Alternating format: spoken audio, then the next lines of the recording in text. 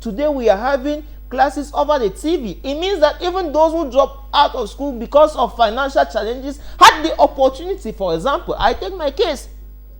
At the early hours of this COVID-19, I revised a lot of subjects, notably history. I was never a history student, and so I took that opportunity to revise my history note. That is an opportunity that is teaching the world. So I don't always like us to see COVID-19 as a limitation. The issue of quality health issue, people should Good.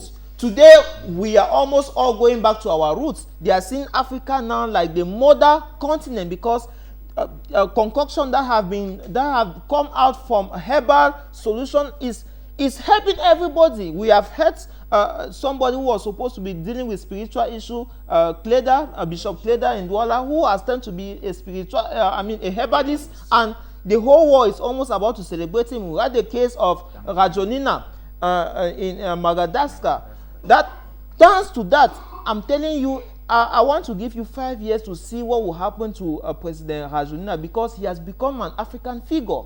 I tried to post his picture recently, and I saw the enthusiasm that people had in liking his picture. I discovered that COVID-19 has also come to portray that Africa is the future of the world. We are rounding up with this topic. We have, let me say, a minute each. Let me come to you, Dr. Busi. You are a psychologist, and now these children are vulnerable. How do you think those who will not be going to school, even those who will be going to school, because they will just have like a month learning and they'll be writing their exams? So what advice do you have for them? And secondly, looking at the aspect that they have opened off licenses and on licenses and other social gatherings, but yet the spiritual part of it, churches have not been given the guarantee to operate normally. Those two things. There's always light at the end of the tunnel. Yeah. So I think that there's one concept I often use: resilience. Okay. Life has difficulties. People must learn how to bounce to life adversities, because life is not all about, it's not golden. Because I believe that as a psychologist, life is very dreadful. Okay. Life is something that is a shadow. Okay. So people must know that in life there are good times, there are bad times, there are sorrowful times, there are moments of sorrow. And we should learn how to adapt, to adjust. Okay. And these are times that parents must change their parenting styles. If parents were laissez-faire parents, allowing their children to move around, come back at night, parents now should be authoritative and put strict measures to monitor their children's behavior and engage them into non-formal and informal educational practices that can help their children build capacities and skills, because children need to build skills, they need to build capacities. And these capacities are not built only in the classroom. We know of innovative and creative thinking cap that children have developed. They have developed certain expertise, knowledge, especially in today's world. So children can engage into hands-on activities at home, develop themselves. Parents provide them with raw materials that they can engage in hands-on activities while waiting for school to start. And I want to say that children who are not going to school should learn how to bounce back to life adversities. They should have hope. They should be optimistic and know that they have a future. They should believe in themselves, and they should know that in some days they will close the gaps and become perfect and mature citizens, because they have their history is not our own history. Their history is a history that is different, a history with a pandemic, and they will tell their story with COVID-19. And they shouldn't tell their story with COVID-19 with prostitution, with school dropout, and with early pregnancy. Yes. Parents, the community, teachers have to monitor the behavior of their children and shape and reshape and modify the behavior of their children, and give them hope and tell them that there's light at the end of the tunnel, that COVID-19 will someday end. But we see most of the children have become market masters and mistresses. And the thing is that when you look at entrepreneurship, with us psychology, at times we say that child work. Yeah. They gain skills, they gain problem-solving skills, and all these skills are good. But parents also still need to monitor the children, looking at the age of the child. A minor should not go and be selling. Okay. And also they should monitor the time that the children comes back at home, because hawking for children at early ages can deprive them on other responsibilities, self-responsibilities, because they can put their life at danger too. So we think that parents need to play their role, and children should engage in other activities at home. But looking at the issue of churches, it is very important. Spirituality is very, very important, Mr. Moderator. So what I want to say is that the government set the issue of social distance, but looking at churches, churches are still holding with some physical distance, with some social distance. But I think that it was not the right time for government to open bars, to open nightclubs, to open restaurants, because even worse in the bar, restaurant, when people are dancing and they are sweating, and so is in the nightclub. And looking at bars now, as political analysts, we move around, we observe, we have seen situations where people drink and hawk, and some get drunk, and they don't have self-responsibility. Okay. So we think that the military also have to be the military have to educate the people, because I've seen situations whereby the military instead go around and extort money. So I saw a situation last night. They were educating people. This is a period that the prime ministers and head of government came out and said people should not pay money. So the councils also, it's their responsibility to monitor it, because they've changed it. A communique came out like that. But looking at our situation, the country is not ready for decentralization, because if our country was ready for decentralization, it will not be the central government in Yaoundé, the ministers running to regions to provide, the Secretary of State in the Ministry of Public Health, moving to universities and moving to other regions to provide safety kits. So we are saying here that if we had effective decentralization in Cameroon, local councils will help curb the rate of COVID-19, because they will be there. They know what is happening in their communities, because the government of Cameroon don't know what is happening in Fura. They don't know what is happening in some suburbs, in some remote areas that vehicles cannot even move there. We should be very careful with this thing. And if we think that we need to solve this problem, we need that kind of effective decentralization. Why not federation, to see that power is given to the local governance to monitor the affairs, to monitor such things that happens in our community, because COVID-19 would have been monitored by councils, not by the central government in Yaoundé. Okay, your last word on this topic, because we don't have time, Mr. Jomo.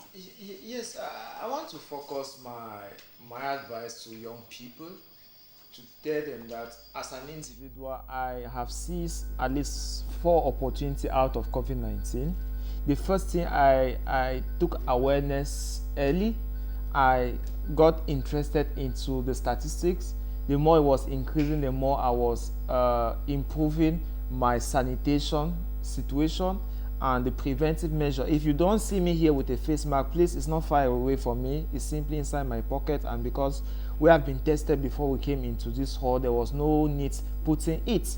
Once I've said that, secondly, is to tell you that my business has equally had some improvement recently, because a lot of students that were dropped out, I took them into my workplace, and together we are working to improve our skills on what I was previously doing alone, and that has served me as an opportunity to empower other young people. Thirdly, I'm using the social media and every other internet facility to share my ideas, notably motivational talk, training on particular subjects. And I'm using my case as an example to tell other young people out there that you are not too young to use the COVID-19 challenge to boost some other person's brain if you are learned. Seize the opportunity. Don't waste time. There is no time. I mean, after COVID-19, a new world will be defined, where those who are using the advantage that the digital economy provides will be at a much safer end than those who are still lacking behind. It is an opportunity for the young people to now rise and seize the leadership they have been claiming for. Why?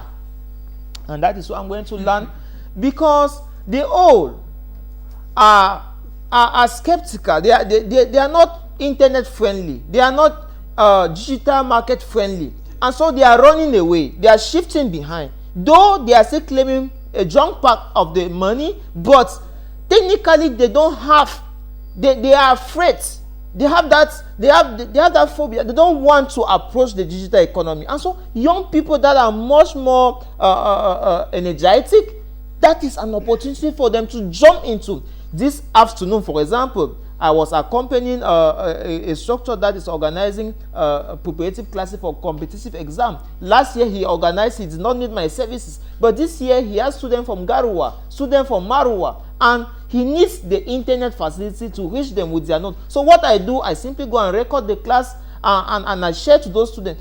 What am I saying? I'm telling young people out there that there is a huge market on the internet, and everybody must put down his paper and draw the calculation and move out to meet all these people. You have businesses around you that are lacking opportunity to be on air.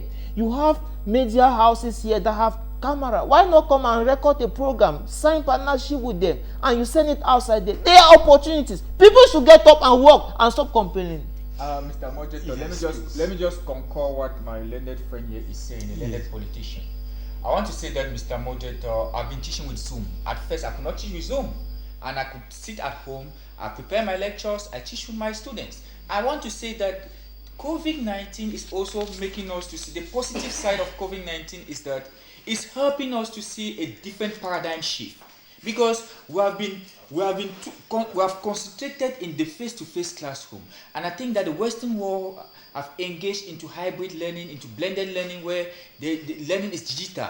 So I feel that you have seen other governments, state government, prime ministers, ministers holding meetings through video conferencing to tell you that we should not waste state money moving from one region to another.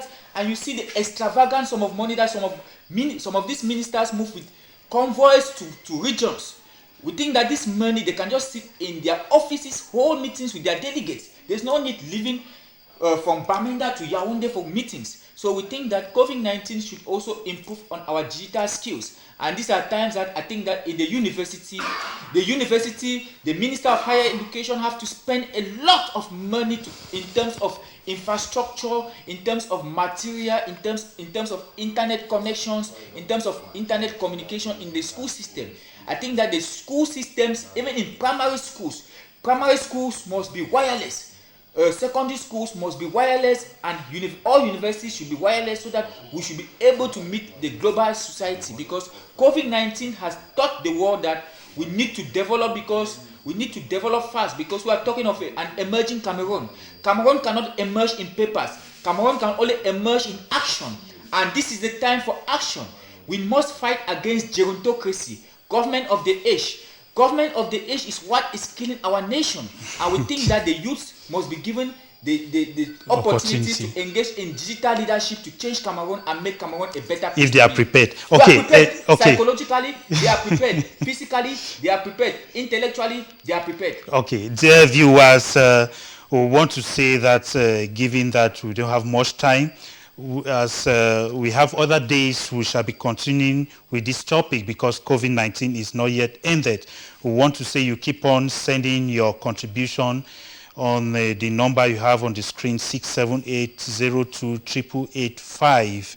And when we come back, we shall be discussing, we shall be taking the second topic. SDF is at 30. So we shall briefly look at it, then we'll also get to the next. When we come back, we'll read a few messages, then we'll just immediately take the second topic. So let us just have a jingle break, because we don't have time.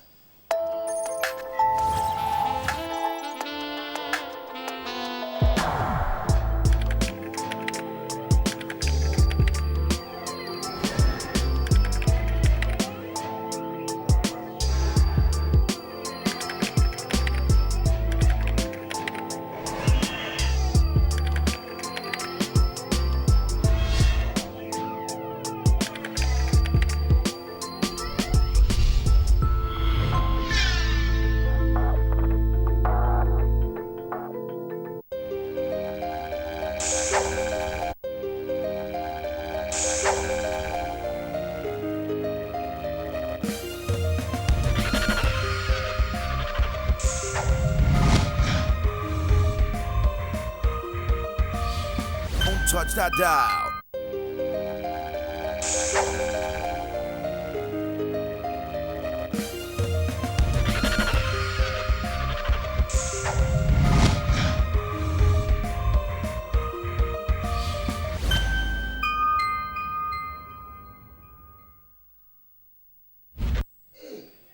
Yes. Yeah. Yes.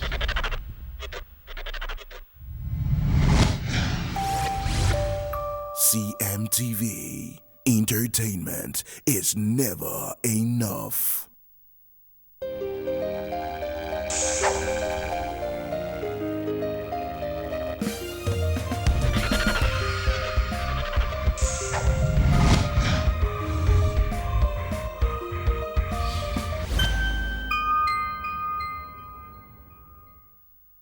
Okay, welcome back, dear viewers of CMTV Cameroon.